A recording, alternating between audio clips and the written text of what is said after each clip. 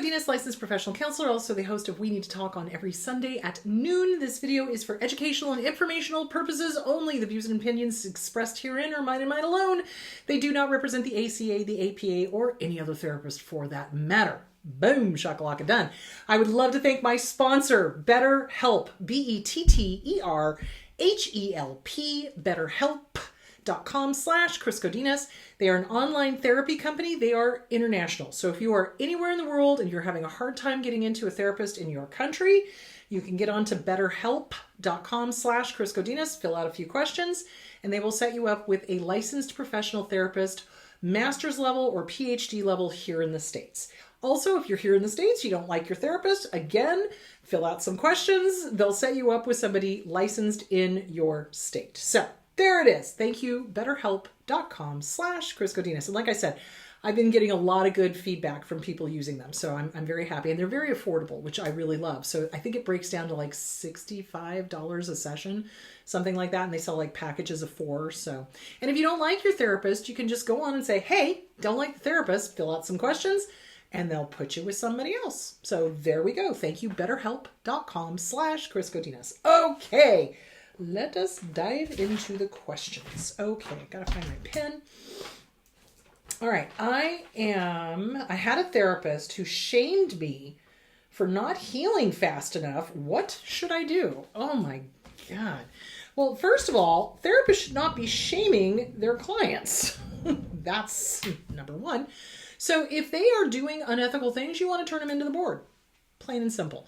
So if it's a past therapist, you're not seeing them anymore and they shamed you and they're like, oh, you're not healing fast enough and you're not da-da-da-da-da, then you want to file a complaint with the board. Now that would be different than you're not doing the work and they're like, hey, you're not doing the work. I'm obviously not helping you. Let me give you some referrals. Now, if they gave you referrals and they're like, hey, I'm not helping you, let me refer you to somebody that I think might help you, that's a little different. If they were like, shaming you and you're not healing fast enough and how dare you not heal fast enough, that's their ego. Totally. So yeah, if you feel like they're doing something unethical, then you absolutely want to turn them into the board. So go to your state board and file a complaint. That would be the best thing you can do. If you are in therapy with a therapist and you feel like they are shaming you, bring it to their attention for 2 reasons. Therapists may or may not be aware that that's how you're feeling. And 2, this is good practice for you to be able to stand up to somebody. And this will tell you everything you need to know. So if the therapist is defensive, snarky, putting it back on you, that whole thing, then Houston, you run. It's like end the session, be done, and then go file a complaint. If the therapist is open and is like, oh my gosh, that was not my intention, let's work through this, that kind of thing, then that's a different thing. But if they're like, typical narcissist response, defensive, nasty, snarky, throwing it back on you, et cetera, et cetera, et cetera, then yeah, run. Do not walk to the nearest exit. Okay.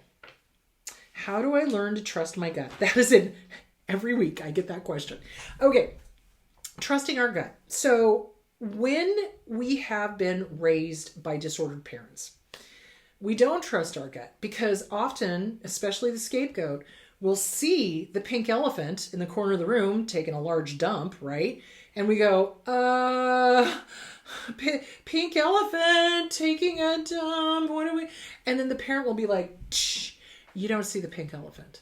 And so we learn very quickly to not see the pink elephant, to not trust our gut.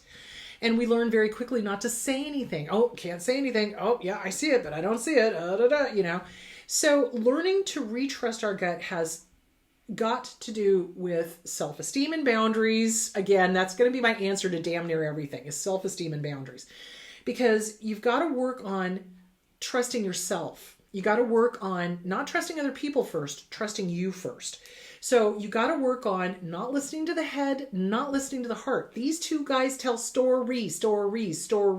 Yes, but this, but no, but that. Well, what about that? And what about this? And da-da-da-da-da-da. The gut is just a yes or no answer to a yes or no question. So the way I teach people is I don't like peanut butter. I hate peanut butter. I think it's the texture. I don't like the texture of peanut butter. So I go, okay, Gut, do you like peanut butter? And it is literally like that. No. It's just like that gut reaction, like that. Oh, God, no, thank you. But I do love Reese's peanut butter cups. I know, weird. So, okay, gut, do I like Reese's peanut butter? Yes. It's like an immediate, like, yes. So you start with things that you already know the answer to. And you notice how your body responds to those yes or no answers. So the no answers for me are always like a real visceral kind of no. It's like, it almost like hurts in like, the third chakra kind of thing. And the yeses are just this real clear, yep, light, breezy, no problem, no story, nothing. So that's how you start learning how to trust. And like if something's going on and you're seeing it, you can ask a trusted friend, or you can ask somebody that you already have some trust with, hey, I'm seeing this. Are you seeing that too? And get some outside validation. Sometimes we need a little bit of that in order to get that going, to trust our gut. Does that make sense? So, for example, let's say something's going on inside of the family situation. You have a cousin you really like, and you trust them, basically, or like they've proven themselves to be honest. Okay. So something's going on, they see it, you see it. You can say, hey, cousin Gertie, do you see this going on? Am I just imagining? And hopefully they'll be like, no, that's really happening. Yeah, you're seeing it. You know what I'm saying? So it's baby steps. It's baby steps. The best way to get back in touch with your learning how to trust again is self-esteem. The Self-Esteem Workbook by Glenn Schiraldi is an excellent, excellent workbook for self-esteem. Mirror work. I know it sounds crazy. Mirror work, looking in the mirror. Hi, good to see you. Have a great day. You know what? It's okay for you to trust your gut instincts. It's okay. And then walk out. And you will see an increase in trusting that. Why? Because the subconscious is constantly listening to what we tell ourselves. And if we're constantly going, I don't know, which we do know. If you don't know, nobody else does, So instead of automatically saying, I don't know, you want to start going, let me check in and see. Let me see how I feel about that. Let me get back to you. Let me process this. Do you see where I'm going with that? So, but the I don't know answer is it's a trauma response. It's a trauma. Let's just be clear. The I don't know answer is a trauma response. So get out of that very bad habit of saying, I don't know, and start getting curious. Let me check this out. I'm not sure, but let me check it out. That kind of thing. So work on self-esteem, work on boundaries, The Disease to Please, Harriet Breaker, any of the codependency books, and work on talking to yourself. It's okay for me to trust my gut. It's okay for me to know what I know. So seriously, that's really important. So start doing that. I hope that answered that question. Okay. I feel like I've lost myself after the relationship. I don't know who I am anymore. I used to be confident. I used to be secure. I used to go do things by myself. How do I get back to who I was before the abuser? Whew. Okay. So abusers' whole goal is to erase who you are. They want to take it over. They think that somehow they're going to, by osmosis, become you, get your traits. And when they don't, that's when they start doing the devalue discard. They get angry. They start, looking for a quote unquote better supply, all of that. And so when we come out of an abusive relationship, we have twisted ourselves into pretzels. We've lost who we were. In some cases, we've lost a moral compass. In some cases, we've lost even knowing what we like. I have had clients sit on my couch and they will go, I don't even know what my favorite food is anymore. I've been told so many years what I like and what I don't like. I don't even know what I like. And it's true because the abuser is manipulative and controlling. They're very often dark triads, so psychopath, narcissistic, control freaks, otherwise known as Machiavellian, and they will literally dictate to you what you do like and don't like. And if you don't like the same things they like, they'll make sure to tell you that you have to like the same things that they like and not like the same things that they don't like, and et cetera, et cetera. And it just basically brainwashing. They brainwash. So the best way to get back to who you are, really the person you were before the abuser, is to work on self-esteem, honestly, and boundaries, honestly, And you want to start doing the things you used to do before you were with the abuser. So, for example, what did you like to do when you were a little kid and you didn't have parents telling you what to do? You know, what did you used to like to do? For me, I loved to pretend. I loved to fly kites. I loved to do pretend. And I loved to play. And I loved to, stare for hours at flora and fauna. I mean, you could seriously find me sitting there looking at snails for like hours. You know, it's like I used to love to do things like that. So you get back to those things, drawing, finger painting, get in touch with that person that you used to be. So let's say that it was older. Let's say it was a romantic relationship that caused you to shut down. All right, what were the things that you used to do before this person? Oh, you were a hiker. Great. Go hiking. Get with a hiking group or get a good personal trainer and start doing stuff with the personal trainer. You know, whatever it was that you used to really enjoy. And usually what the abuser does is they take away the things from us that gave us joy because they don't feel joy. They don't. And it angers them that somebody else could possibly feel joy. So if you really enjoyed working out, guess what they do? Oh, you don't want to go to the gym today. Oh, we don't have the money for a gym. Oh, you can't go to the gym. Oh, I have to go with you. And then I'm going to tell you how to do all the lifts and things like that, even though they don't know they're a-hole from a hole in the ground. Do you see where I'm going with that? So you basically want to get back to the things you used to like to do before the abuser. And when you do, I can guarantee you that inner critic is going to pop up and be like, oh my God, we can't do this. Thank you for your input. Shut the bleep up. Why? Because you say so. I say so. I say so. I can go to a movie by myself. Why? Because I say so. It's fine. Used to do it all the time. Sawed off. You see where I'm going with that? So you start doing the things that you used to like to do. Flying kites, going out with girlfriends, going out with guy friends, going to movies, going to antique malls, going hiking, working out, whatever it is that you used to like to do. Go do it. Go do it. And don't allow this to shut you down or to stop you. And the internal critic is the one that's going to try to stop you every time. Why? Because that part of us that's been brainwashed has been doing it for so many days, weeks, months, years, decades, that we're afraid on some level that the abuser is going to find out and they're going to punish us. No, they're not. No, they're not. You guys are broken up. It's cool. You can go out and do what you want. I do what I want, that whole thing.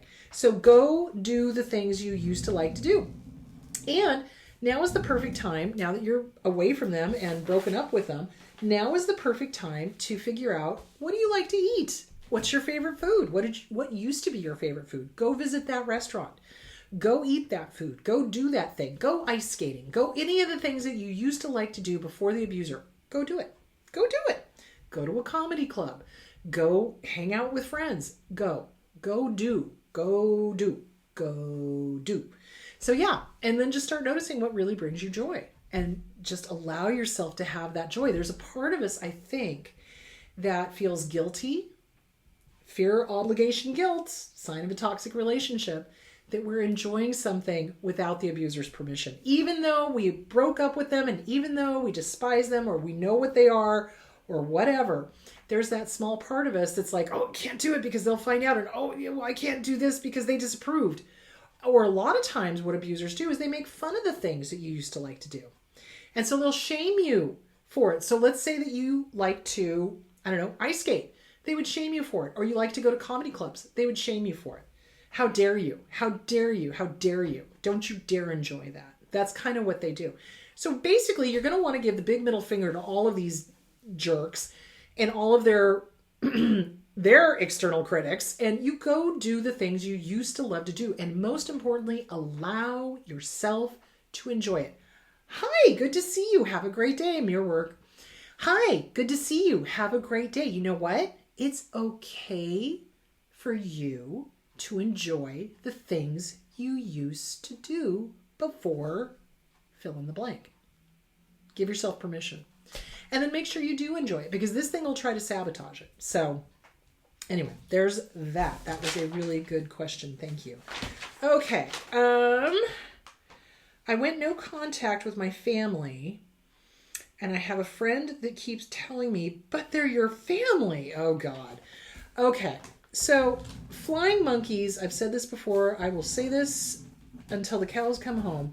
Flying monkeys are one of two things. They are either people who are just ignorant. They don't understand how abuse works. They don't understand that abuse can and very often is a family, a mom, a dad, a grandparent, a sibling, whatever. And they're being run by their issues, or they're being influenced by the family members that you have cut off. So, so they're ignorant. They don't understand. So what you're going to do is you're going to explain it to them. Listen to me now, believe me later. My family is abusive. I am going no contact, and I have stayed no contact, and I will stay no contact for my sanity. Just because I'm blood related to them does not mean I owe them jack diddly squat. And if you bring this up again, you and I are finished, because I'm not going to put up with this. Period. So you draw a strong boundary. Do you see where I'm going with that? So the other type of flying monkey is they are minor narcissists themselves. They are working on behalf of the major narcissist. They're trying to earn brownie points. And so they're getting in your face and saying all this stuff, hoping that you'll be feeling guilty enough to get back in touch with the family. Don't do it. If you've gone no contact, there's a good reason why you've gone no contact. And you want to stay no contact. You just, no. So basically you draw strong boundaries. No, I am no contact. I understand this makes you uncomfortable. However, this is my choice. Please respect it. And if you don't, we're done. Seriously. And you can't be afraid of cleaning out the toxic closet. You cannot be afraid of that. Because when we leave an abusive family or we leave an abusive romantic relationship or anything like that, we end up letting go of a lot of toxic hangers on that we thought were friends or that we thought were good family members. And it does feel kind of weird to let them go because it's like, oh my God, I'm going to be alone. No, you're not. All you're doing is you're making room for the healthier friends and the healthier family members. And remember, family is not always blood. Family is not always blood. So, so make sure that you take good care of yourself and that you have really good boundaries. If you've gone no contact, stay no contact and make it clear to that person, this is none of your business. This is my choice. Respect my choice. And if you can't respect my choice, and if you keep trying to manipulate me into contacting them again, you and I are done. Period. And don't be afraid. Don't be afraid. All right, that takes care of that. What is normal? Oh, good Lord. What is normal morning? Oh, I can't even read this. My handwriting is so bad. What did I do with my glasses? I have no idea. Okay, what is, I think it says morning. What is normal morning versus abuser that dies? Okay, I think I understand. Okay. Complex grief. Okay. So, normal mourning, a normal grieving process, healthy relationship between two people, one person dies. The process of a normal mourning is that grief goes on a lifetime. It does.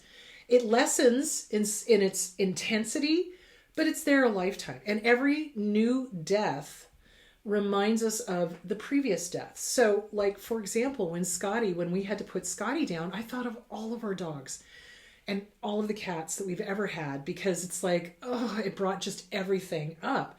So that's normal. That's normal. That's what a death does to a person, because grief is a lifelong process. You're moving the person into a different space in your head, in your heart, and every new life event, you're going to think of them. It's going to pop up. You know, it's like if you have a partner that dies and you have kids, you're going to think of them when the kid graduates. You're going to think of them when the child goes to college. You're going to think of them when the child gets married. You're going to think of them when the child has their own child. You know, it's going to pop up. So that's normal. That's kind of normal. It's not as intense, though, as the initial first year. The first year of grieving is the hardest because you're having to deal with the unreality of the whole situation. So It's like it can bounce between feeling unreal. It can feel, like this is a dream, this can't be happening, this is unreal, this is heartbreaking, this is awful, I can't stand it. Angry, God, why did you take them? That kind of thing. Sad, obviously crying, depressed, not wanting to get out of bed, not wanting to carry on. So that's kind of all normal in that first year of grieving, because we're having to deal with the shock, honestly, the shock of the death, especially if it was somebody close to you, the shock of the death, and then getting through all of the firsts. So the Victorians kind of had it right. I think their mourning period, I believe, was 2 to 3 years. But, sorry, I'm a little stiff from hiking. But it's like the most intense grieving was that first year, because you have to get through all the firsts. You have to get through the first, Memorial Day, 4th of July, Labor Day, Halloween, Thanksgiving, Christmas, New Year's, birthday, anniversary of the death. So that first year is the hardest. And that is when you're going to be doing a great deal of grieving. That's when it's going to be the most raw. That's when it's going to be the most accessible, I guess is a good way to put it. After that second year, it's now the new normal. It's now become the new normals. Now it's not, you kind of know what to expect in a way. It's like you've gone through all of the firsts, okay, and now here's the new normal. Okay, kind of know what to expect. And then the third year, it gets a little bit easier, but it's always going to be there. It's always going to be there, especially if you loved the person, especially if you had a really good relationship with them. What is complicated grief is when there was a complicated relationship. So say, for example, an abusive parent dies. The kid is going to feel all of these conflicting emotions, even though the parent was abusive. And I speak from experience on this. My dad was abusive. And when he died, all of us had a really, really hard time with it. Some of us dealt with it a little easier than others. But the conflicted grief was harder in a way, because it's like you would just start to normally grieve, and then you'd remember some abuse they did, and you'd be angry and, that kind of thing. And so it's complicated. It's what's the word I'm looking for? It's compounded. It's like there's all of these conflicting emotions. You love them, but you hated them, and you're sorry they're dead, but you're glad they're dead. And, the what ifs, if only they'd gotten help, if only they'd changed, if only they'd, decided to be a nicer person, if only they could see my brothers and sisters for who they really are, if only, and so it's a lot of stuff to process through. So when an abuser dies, there's going to be some very odd emotions that pop up: relief, sadness, hurt, anger, betrayal, missing them. It's not uncommon to miss the times that the abuser was nice or normal or relatively speaking, or certain aspects of the abuser. I mean, there's certain aspects of my dad that I do miss. I mean, he was really good at the law, and it was always great to be able to ask him law questions. He was great at history. It was great to ask him history stuff. But other than that, not so much, So it's processing all of that stuff. And something that helped me and something that helped my sisters is journaling it out. Write it out. Write them a goodbye letter. Write them, and it could be several goodbye letters. So you just write it out. The good, the bad, the ugly, the horrific, the unforgivable. At the end, you take your power back. So like for my dad, it was like, okay, the good was he loved history and he gave me a love of history. I love that. He loved reading, and he gave me a love of reading, and I love that. He loved to go to battlefields. Wasn't that crazy about the battlefields, but it was history, and that was cool. So you know what I'm saying? So it's like there was some good. Then we go into the bad. Oh boy, but boy was he racist, boy was he opinionated, boy was he hateful, boy was he sexist, ageist, you name it. And then you get into the really bad stuff. And then he abused us physically. I was his favorite punching bag, and he tried to sexually abuse me and my sisters, and he, did this and did that. And so you write it all out. And at the very, very end, okay, Dad, this is goodbye. This is goodbye. You're dead. I dig it. Part of me is relieved. Part of me is angry. Part of me is sad. Part of me is happy. Part of me is, whatever. This is goodbye. You don't get to live rent-free in my head one more second.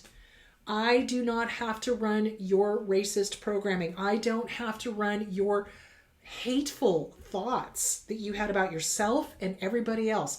I don't have to run your hatred of yourself through me and hate my body and hate my mind or the fact that I'm female or whatever. You know, you just put it back on the abuser. This is all your stuff, Dad. This is all your stuff, not mine.